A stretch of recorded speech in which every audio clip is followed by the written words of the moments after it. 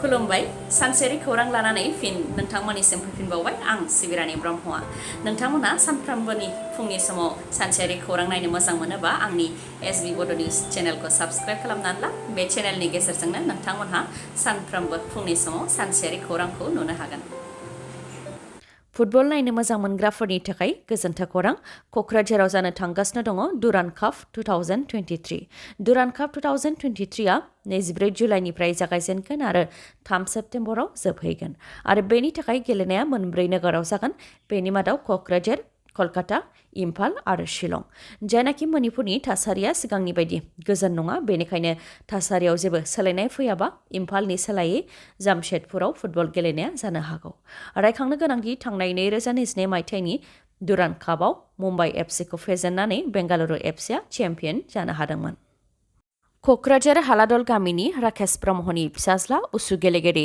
सानमा ब्रह्मआ रासियायाव मोननै मेडेल देरहासारनो हादों रासियानि मस्क' उसु स्टार चेम्पियनशिपआव मोननै सिलभार मेडेल देरहासारनो हानायनि उनाव क'क्राझाराव सफैबाय सानमा ब्रह्म बिथांखौ क'क्राझार जिल्ला उसु एस'सियेशनआ दुंब्रुदै बरायदों हारिनि थाखाय आरो हादोरनि थाखाय मेडेल देरहासारनो हानायखौ गोजोननाय फोरमायथिदों उसु गेलेगिरि सानमा ब्रह्म बिथाङा लोगोसे लाइमोनफोरा जाहाथे गोख्रोङै खामानिखौ मावलाङो आरो माब्लाबाबो जाहाथे खामानि मावनायखौ एंगारा बेनि थाखायबो थुलुंगा होयो बिथाङा लोगोसे फोरमायथिबावदोंदि बिफा राकेश ब्रह्मनि थुलुंगा होनायावनो बिथाङा गेलेनायखौ एंगाराखैमोन आरो बेबायदिनो क'क्राझारनि साइ सेन्टाराव सायख'जानानै अरुणाचल प्रदेशआव प्रेक्टिस खालामदोंमोन आरो दा एसियान गेम्सनि थाखाय केम्पआव दं होननानै फोरमायथिदों सानमा ब्रह्मआ BTCनि directorate of sports and youth welfare डिपार्टमेन्टआ साख्रिनि थाखाय फोसावथाय होदों CHD sports and youth welfare BTC क'क्राझारा रोंगौथि गोनां लाइमोनफोरखौ एप्लिकेसन होनो थाखाय हांख्रायहरदों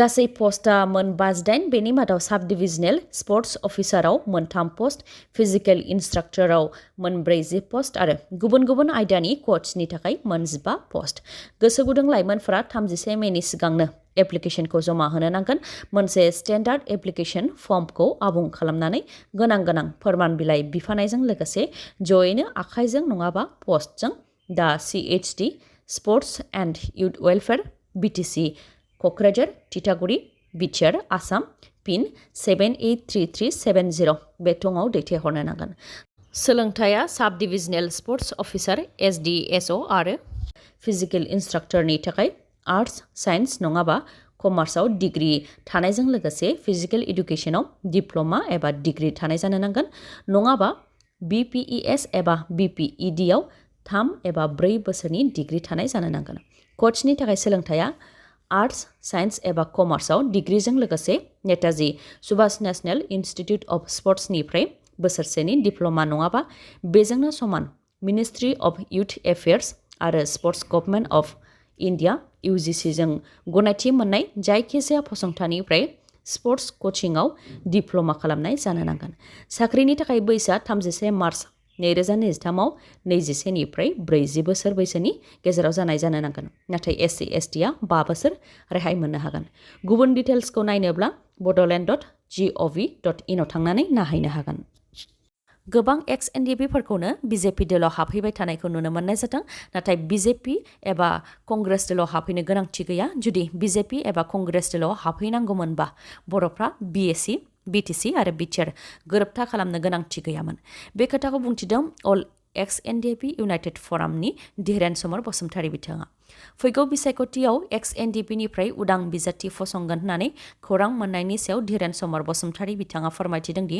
ex-NDP-निफ्राय उदां बिजाथि फसङोब्ला जेंनाया सुस्रांजानाय नङा बेनिखायनो उदां बिजाथि फसङालासे BPF नङाबा UPPL जायखिजाया राजखान्थि दोलोजों गोरोबनो नांगोन 50-50 खथा बाहागो दाबि खालामनानै बिसायख'थि गेलेनो नांगोन अब्लासो सोरखार दानायनि उनाव NDP-फोरनि जेंनाफोरखौ सुस्रांनो हागोन होननानै बुंथियो बिथाङा बेनि अनगायैबो बियाबफोराव NDP-निफ्राय उदां बिजाथिया देरहासारनो हायोब्लाबो सोरखार दानो हानाय नङा मानोना रेजिस्टार राजखान्थि दोलो नङा बेनिखायनो रेजिस्टार जाखानाय दोलोजोंसो थाफानो नांगोन होननानै बुंथियो बिथाङा लोगोसे माखासे ex-NDP-फोरा BJP दोलाव हाबनायनि सायावबो बिथाङा बुंथियो दि जायफोरा हाबहैदों बेयो जोबोद गोरोन्थि बिथांमोनहा गोरोन्थियाव हाबहैबाय आरो गुबुना दाथांसै होननानै बुंथियो बिथाङा मानोना UPPL एबा BPFआ मोजाङानो जा एबा गाज्रियानो जा दान्थे बिदान्थे सोलिबाय थागोन बर'नि राजखान्थि दोलोजोंनो जों गोरोबनानै खामानिखौ मावलांनो नांगोन मानोना बर'फ्रा बर' ट्राइबेल हिसाबै एनडिएफबि हिसाबै बर' हारिनि थांनानै थानायनि थाखाय आरो बावसोमनाय हिसाबै बिजेपि एबा कंग्रेस दोलोआव हाबनांगौ गोनांथि गैया। जुदि बिजेपि एबा कंग्रेस दोलोआव थांनांगौआनो मोनबा बिएसि बिटिसि आरो बिटिआर गोरोबथा खालामनांगौनि गोनांथि गैयामोन। रुलिं पार्टियाव थांनानै जोंनि हारिनि थाखाय नांनाय बावसोमनाय आरो मोन्थायखौ खोमानानै लानो नाङा होननानै बुंथियो बिथाङा। क'क्राझार नोगोराव थानाय बिपिएफनि गाहाय मावखुलियाव गरखा सेल बिपिएफ क'क्राझार जिल्ला कमिटिया गोदान मावफुं कमिटिखौ दाफामदों। मिरु बिपिएफ गरखा सेलनि आफादगिरि नन्दलाल मगरनि आफादगिरि मासि सामलायनायाव कमल नेवारखौ गरखा सेल बिपिएफ क'क्राझार जिल्ला कमिटिनि आफादगिरि सायख'नाय जायो। बिथांमोननि अनगायैबो बे हाबाफारियाव एमसिएलए देरहासार बसुमतारी बिथाङाबो बाहागो लादों। हाग्रामा महिलारि दैदेननाय बिपिएफ दोलाव थानानै गरखा आरो गुबुन गुबुन हारिनि थाखाय खामानि मावगोन। थांनाय 17 बोसोराव बिपिएफजों थानानै गरखा, राभा, आदिबासि आरो गुबुन गुबुन हारिनि जेंनानि सायाव खामानिखौ मावदोंमोन होननानै बुंथियो नन्दलाल मगरा। लोगोसे बिथाङा बुंथिबावोदि लकसभा बिसायख'थियाव बिपिएफ दोलोआ 110 जौखोन्दो देरहासारगोन मानोना प्रमद बर' दैदेननाय इउपिपिएल सोरखारखौ बयबो मिथिबाय। सोलायनायनि मुङाव फावथिना खालामदों। बिपिएफआ जि बुङो बेखौसो खोनासंनानै बिथांमोनहा खामानिखौ मावो।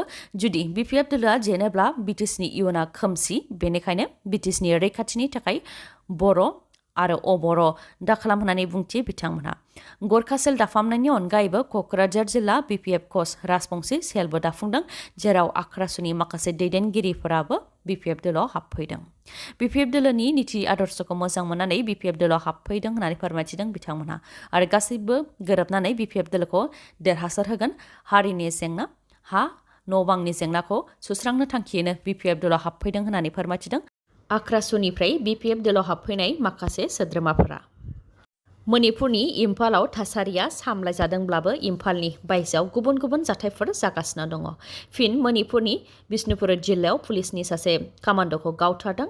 रैखाथि हान्जा आरो हाथियार लानाय आफादनि गेजेराव गावलायलायनायावनो सासे कामान्ड'आ जिउ खोमानो गोनां जादों। थासारिखौ सामलायनो थाखाय पुलिस हान्जाया पेट्रलिं खालामबाय थानाय समावनो हाथियार लानाय आफादा गुलि गावग्लुंदों। बेयावनो पुलिसनि सासे कामान्ड'नि जिउ खहा जादों आरो साबाया जोखोम जादों। बे जाथायनि सानसे सिगांबो इम्फालनि सानजा जिल्लायावबो गुलि गावनायजों आसाम राइफलनि सासे जवाना जोखोम जादोंमोन। बेनि अनगायैबो हाथियार लानाय आफादा मेथेइनि 3 सुबुंफोरखौ लांखारदों। रिलिफ केम्पनिफ्राय गावनि गामि फारसे थांबाय थानाय समावनो 3 मेथेइ हारिनि सुबुंफोरखौ लांखारदों आरो गुबुन माखासेया खुनुरुखुमै खारग'नो हादों। बेबायदिनो मणिपुर रायजोनि खना खनला गुबुन गुबुन जायगाफोराव दासिमबो थासारिया मोजाङाव फैयाखै। गं 180नि गोबां ट्राकफोरखौबो लाखिनानै दोननो गोनां जादों। मख'नो गोनांदि मेथेइ हारिनो एसटि स्टेटास होनायखौ लानानैनो मणिपुर रायजोआव अर जोंदों, जाय अरा दासिमबो गोमोराखै। रायजोआव फिन गुलि गावनाय जाथाय। धेमाजि जिल्लानि आसाम अरुणाचल सिमानि लिकाबाली मिलनफोराव सिलापथार पुलिस आरो दाखाथि हान्जानि गेजेराव गुलि गावनाय जाथाय जादों। हरनि 2:30 रिंगायाव सिलापथार पुलिस आरो 3 दाखाथिनि गेजेराव गुलि गावनाय जाथाय जादों। पुलिसा फोरमायथिनाय बायदिब्ला थांनाय 10 सान सिगां धेमाजिनिफ्राय गंसे नाम्बार गैयै गुफुर गाबनि अल्ट' गारिखौ दाखाथिफोरा खावदोंमोन। बेनि उनावनो जिल्लानि गुबुन गुबुन जायगायाव सिखाव खावदोंमोन। गुलि गावनाय जाथाय जानायनि सानसे सिगांबो जनायनि गंसे गलानिफ्राय सिखाव खावनानै आसाम अरुणाचल सिमानि लिकाबाली मिलनफोर फारसे थांबाय थानायखौ खौरां मोन्दोंमोन सिलापथार पुलिसा। बेनि उनावनो सिलापथार पुलिसा सिलापथार पुलिस थानानि असि मुहिधर ताये बिथांनि दैदेननायाव अरुणाचल सिमानि लिकाबाली मिलनफोराव नुजाथि हैदोंमोन। बेराफारसेथिं पुलिस फैनायनि खौरां मोननानै 3 दाखाथि हान्जाया पुलिसनि सायाव गुलि गावदों। राहा गैयैयाव उनाव गावसोरनि रैखाथिनि थाखाय पुलिसाबो दाखाथिफोरनि सायाव गुलि गावनो गोनां जादों। जाय गुलिया दाखाथि लखिन्द्र बासपर, जाय 28 बोसोर बैसोनि बिथांनि आथिङाव नांदों। बेराफारसेथिं गुबुन 2 दाखाथिफोरा जाथायथिलिनिफ्राय खारग'लांनो हादों। जोखोम जानाय दाखाथिखौ उनाव फाहामथायनि थाखाय डिब्रुगड़ आसाम मेडिकेल कलेजाव थिसननाय जादों। पाकिस्ताननि बारग' गाहाय मन्थ्रि इमरान खानखौ हमनायनि उनाव पाकिस्तानाव दुंहाव थासारि, जायजों दासिम 10 जिउ खहा जाबाय आरो 1750 जोखोम जाबाय। थैनाय 10 मादाव गासैबो सरासनस्रा सुबुंफोर, नाथाय जोखोम जानायनि मादाव माखासे रैखाथि हान्जा आरो माखासेया सरासनस्रा सुबुंफोर। मख'नो गोनांदि बारग' गाहाय मन्थ्रि इमरान खानखौ थांनाय 9 मेआवनो एरेस्ट खालामनाय जादोंमोन। गोबां जाख्ल'नायनि केसाव बिथांखौ एरेस्ट खालामनाय जादोंमोन। बेनि उनावनो पाकिस्तानाव इमरान खानखौ मोजां मोनग्रा सुबुंफोरा धर्ना होनाय हाबाफारि लादों। बेनि गेजेरावनो धर्ना होनायजों लोगोसे सोरखारि न' आरो पुलिस थानाफोरखौ बुफाय बुसि खालामदों जायनि थाखाय दासिम 1900खौबो एरेस्ट खालामनाय जादों। रिपर्टनि बायदिब्ला इमरान खाना पाकिस्तानी राङाव 530 मिलियन रांनि हाखौ सासे फालांगिरिनिफ्राय लादोंमोन। आल कादिर ट्रास्ट जाय इमरान खान बिथांजों लोगोसे बिथांनि बिसिनि मुङाव दं। बे आल कादिर ट्रास्टनि गेजेरजों आल कादिर इउनिभार्सिटि लुनायनि मुङावनो हाखौ लादोंमोन आरो बे आल कादिर ट्रास्टनि गेजेरजोंनो बिथाङा गोबां रां जाख्लयोमोन। बे केसावनो इमरान खानखौ एरेस्ट खालामनाय जादोंमोन। मोनसे फोसावनाय रंजालि बैसागुनि थाखाय फिन नोंथांमोननि थाखाय गोजोनथाव खौरां लानानै फैफिनबाय मानिपुर पुलिस थानानि साखाथियाव थानाय मानास अट' श'रुमा। गंसे मटर साइकेल बायोब्लानो नोंथाङा गुबुन गुबुन रोखोमनि अफारफोरखौ मोननो हागोन, जेरै गंसे सिलिं फेन नङाबा गंसे टेबोल फेन मोननो हागोन आरो बेसेन नाङालासे गंनै हेलमेट मोननो हागोन। लोगोसे ल' डाउन पेमेन्टआवनो बाइक एबा स्कुटिखौ मोननो हागोन आरो जायखिजाया कम्पानिनि गोजाम बाइक एबा स्कुटिखौबो सोलायनानै गोदान बाइक एबा स्कुटिखौ बायनो हागोन।